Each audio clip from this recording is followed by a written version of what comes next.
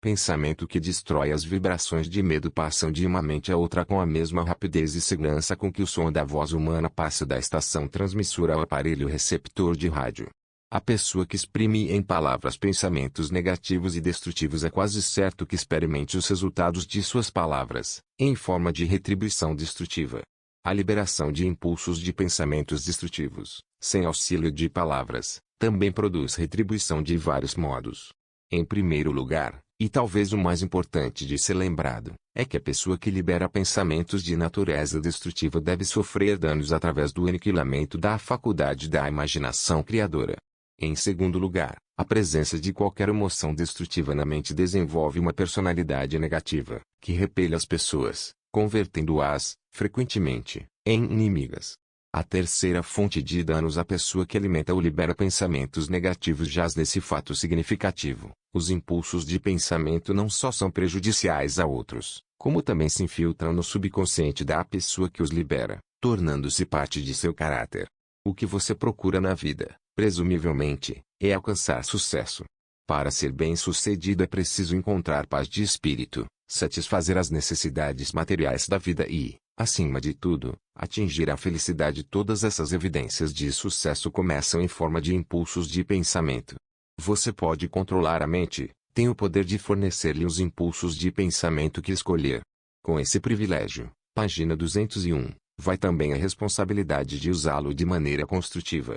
Você é o senhor de seu destino terreno, do mesmo modo que possui o poder de controlar seu ambiente, tornando sua vida o que deseja que ela seja, ou pode deixar de exercer o privilégio que lhe pertence, de fazer sua vida de encomenda, jogando-se assim ao alto mar das circunstâncias, onde será balançado para cá e para lá, qual casquinha nas ondas do oceano. Você é suscetível demais. Somado aos 6 temores básicos, existe outro mal de que sofrem as pessoas. Constitui solo rico, em que as sementes do fracasso crescem em abundância. É tão sutil, que sua presença muitas vezes nem é notada. Essa tribulação não pode ser chamada, com propriedade, de temor. Está mais arraigada e é mais frequentemente fatal que todos os 6 temores juntos.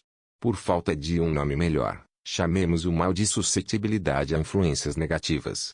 Homens que acumulam grandes riquezas sempre se protegem contra o mal. Os indigentes nunca o fazem.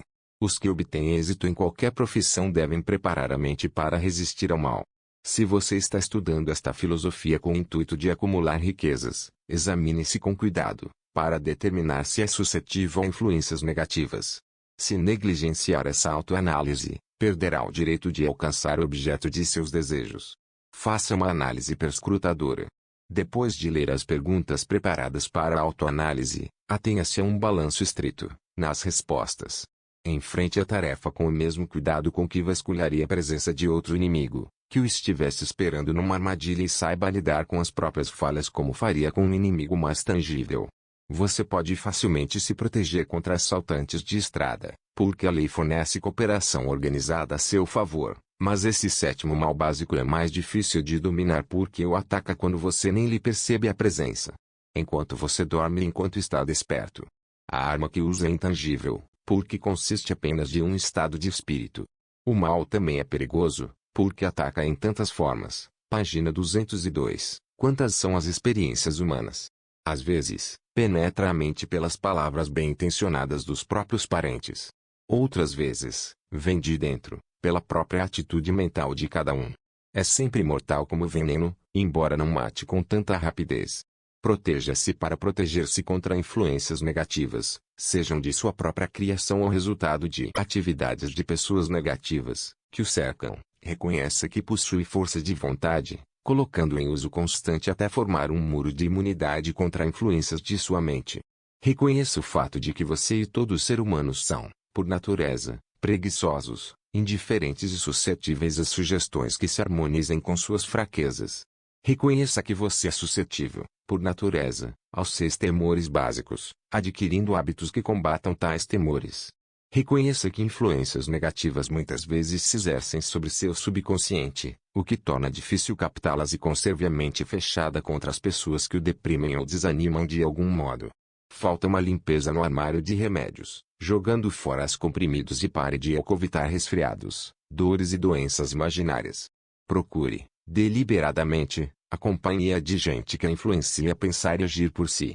Não espere aborrecimentos, pois eles têm o costume de não desapontá-lo. Sem dúvida, a fraqueza mais comum dos seres humanos é a de deixar a mente aberta à influência negativa dos outros. Essa fraqueza é ainda mais prejudicial porque a maioria das pessoas não reconhece que carrega consigo a maldição e os que reconhecem, deixam de corrigi-lo ou recusam-se a corrigir o mal até se tomar parte incontrolável de seus hábitos diários. Para ajudar aos que se querem ver como realmente são, foi preparada essa lista de perguntas. Leia-as e dê as respostas em voz alta, para que possa ouvir a própria voz. Isso lhe facilitará ser franco consigo mesmo. Página 203. Pense antes de responder. Você se queixa, com frequência, de sentir-se mal e, quando isso acontece, qual a causa? Encontra defeitos nos outros a menor provocação. Comete erros frequentes em seu trabalho e, se é assim, por quê? É sarcástico e ofensivo ao conversar?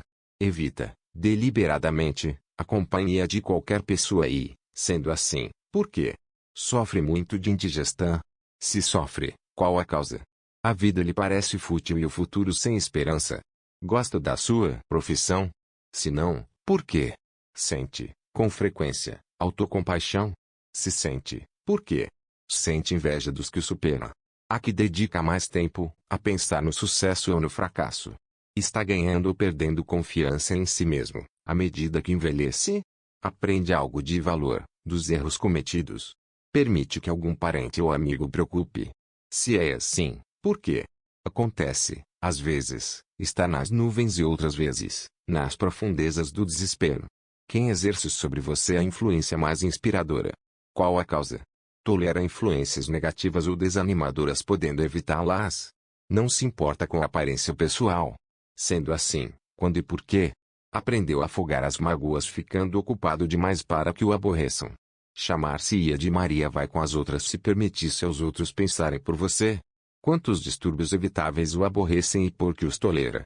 Recorre à bebida, narcóticos ou cigarros para acalmar os nervos. Se é assim, por que não tenta força de vontade em lugar deles? Alguém o caceteia? Por quê? Tem algum propósito importante e, sendo assim, o que é e quais os planos para alcançá-lo? Página 204. Sofre de algum dos 6 temores básicos. De qual deles? Possui um método que proteja das influências negativas. Faz uso deliberado da autossugestão, para tomar a mente positiva. O que preza mais, suas propriedades materiais ou o privilégio de controlar os próprios pensamentos? É facilmente influenciado por outros, contra seu próprio juízo. O dia de hoje acrescentou alguma coisa ao seu estoque de conhecimentos ou estado de espírito? Encara, com coragem as circunstâncias que o tomam infeliz ou evita a responsabilidade. Analisa os erros e fracassos, tentando tirar vantagens deles, ou sua atitude é de que isso não lhe compete. Pode enumerar 3 de suas fraquezas mais prejudiciais. O que está fazendo para corrigi-las? Você anima os outros a lhe contarem suas preocupações, despertando-lhe a compaixão? Escolhe, das experiências diárias, lições ou influências que possam ser úteis ao seu progresso pessoal. Sua presença exerce influência negativa sobre os outros, via de regra. Quais os hábitos alheios que mais aborrecem? Forma opiniões próprias ou deixa-se influenciar pelos outros? Aprendeu a criar um estado de espírito capaz de escudá-lo contra influências desanimadoras? Sua profissão lhe inspira fé e confiança? Sente-se possuidor de forças espirituais de poder suficiente para manter a mente livre de todas as formas de medo? A religião ajuda a manter sua mente objetiva. Acha que é seu dever compartilhar das preocupações alheias? Por quê? Se acredita que cada qual com seu igual, o que descobriu a seu respeito, estudando os amigos que atrai? Qual a ligação, se é que existe, que vê entre as pessoas com as quais se dá mais intimamente infelicidade que possa experimentar?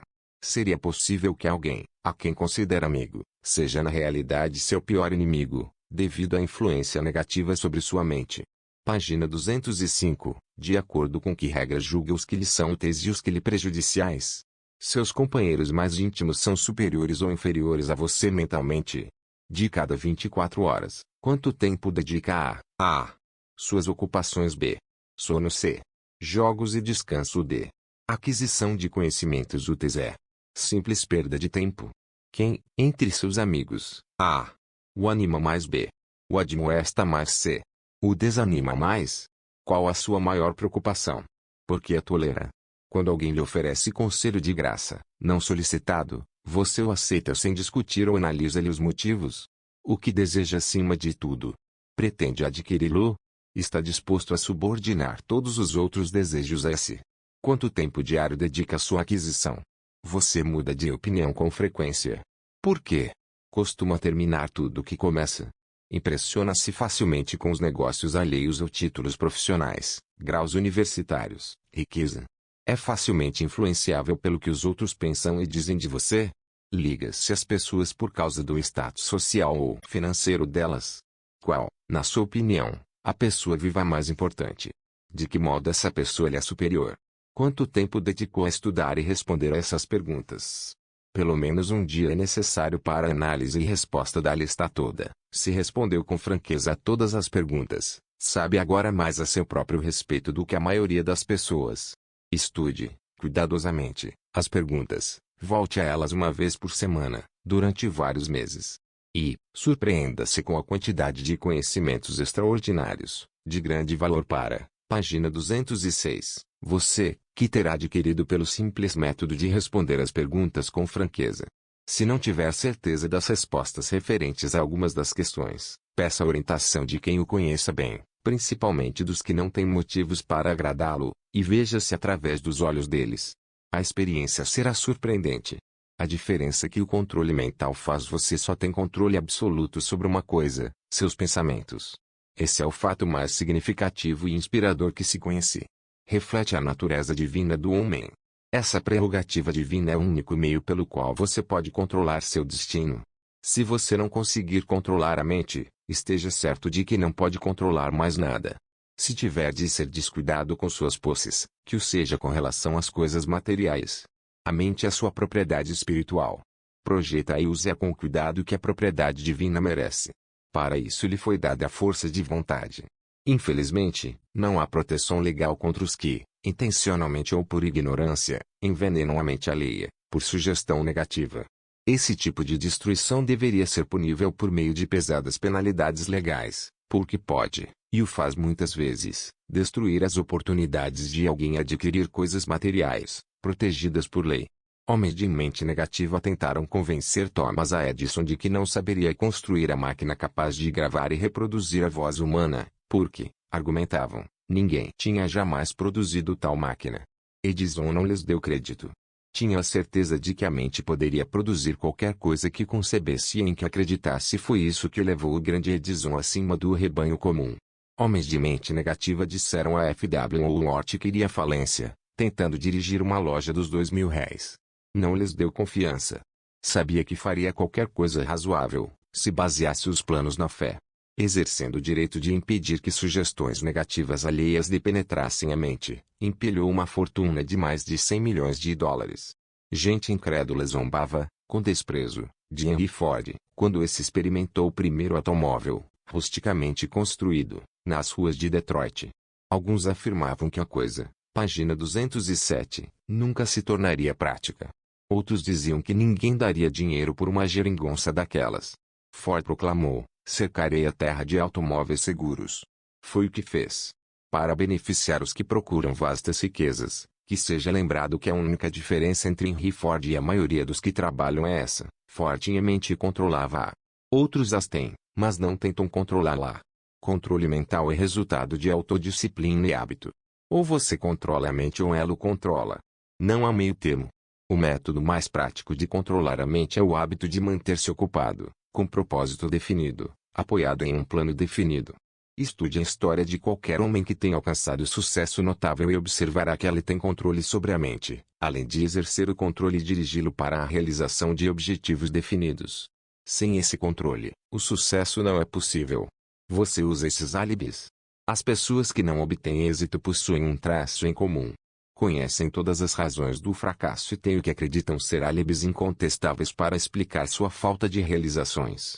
Alguns dos álibis são inteligentes e há os que se justificam pelos fatos. Mas álibis não servem de dinheiro. O mundo só quer saber de uma coisa: você alcançou sucesso? Um analista de caráter compilou uma lista dos álibis mais comumente empregados. Ao ler a lista, examine-se cuidadosamente, determinando quantos deles são propriedade sua. Lembre-se também que a filosofia apresentada nesse livro torna qualquer desses álibis obsoleto.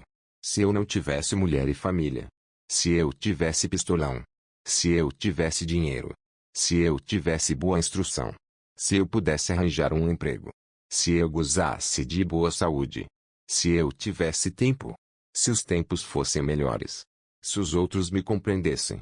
Página 208. Se as condições que me cercam fossem diversas, se pudesse viver minha vida novamente, se eu não temesse o que eles diriam, se me tivessem dado uma oportunidade, se eu tivesse agora uma oportunidade, se não implicassem comigo, se nada acontecer que me impeça, se eu fosse mais jovem, se eu pudesse fazer o que quero, se tivesse nascido rico, se pudesse encontrar as pessoas certas, se eu tivesse o talento que alguns têm, se eu ousasse me impor, se eu tivesse aproveitado oportunidades passadas, se as pessoas não me enervassem, se eu não tivesse de lidar com a casa e com as crianças, se eu pudesse economizar algum dinheiro, se o patrão me desse valor, se eu tivesse alguém que me ajudasse, se minha família me entendesse, se eu vivesse numa cidade grande, se eu pudesse começar, se eu fosse livre, se eu tivesse a personalidade de algumas pessoas, se eu não fosse tão gordo, se conhecessem meu talento, se pudesse conseguir uma oportunidade, se pudesse saldar minhas dívidas, se eu não tivesse fracassado, se eu soubesse como, se todos não fossem contra mim, se eu não tivesse tantas preocupações, se eu pudesse me casar com a pessoa certa, se as pessoas não fossem tão tolas, se minha família não fosse tão extravagante. Página 209. Se eu tivesse mais confiança em mim mesmo, se a sorte não estivesse contra mim, se eu não tivesse nascido sob signo errado, se não fosse verdade que o que tem de ser, será, se eu não tivesse de trabalhar tão arduamente, se eu não tivesse perdido dinheiro, se eu morasse noutro bairro, se eu não tivesse um passado, se eu tivesse um negócio só meu, se os outros me ouvissem, se, e esse é o maior de todos, se eu tivesse a coragem de me ver como sou realmente, descobriria o que há de errado comigo e me corrigiria. Poderia então ter oportunidade de lucrar com meus erros e aprender algo da experiência alheia, pois sei que há algo errado comigo, senão estaria agora onde estaria se tivesse passado mais tempo analisando minhas fraquezas e menos tempo criando álibis para encobri-las. O hábito fatal ao sucesso. Criar álibis para explicar o fracasso é passatempo nacional. O hábito é antigo como a raça humana e é fatal ao sucesso. Por que é que as pessoas se agarram aos álibis favoritos? A resposta é óbvia. Defendem os álibis porque os criam. O álibi do homem é fruto de sua imaginação. É da natureza humana defender o filho cerebral. Criar álibis é hábito profundamente arraigado. É difícil romper hábitos, especialmente quando são uma justificativa de algo que fazemos. Platão pensava nessa verdade, ao dizer: a primeira e melhor vitória é conquistar a si mesmo. Ser conquistado por si mesmo é mais vergonhoso e vil das coisas. Outro filósofo tinha o mesmo pensamento em mente, ao afirmar: foi para mim grande surpresa descobrir que toda a lealdade que via nos outros, não passava de reflexo de minha própria natureza. É sempre um mistério para mim, disse Albert Bad, porque as pessoas passam tanto tempo se iludindo, deliberadamente, criando álibis para encobrir suas fraquezas. Se fosse, página 210, usado de maneira diferente esse mesmo tempo seria suficiente para curar a fraqueza, de modo que então não seriam necessários álibis. Encerrando, quero lembrar-lhe que, a vida é um tabuleiro de xadrez, o jogador à sua frente é o tempo.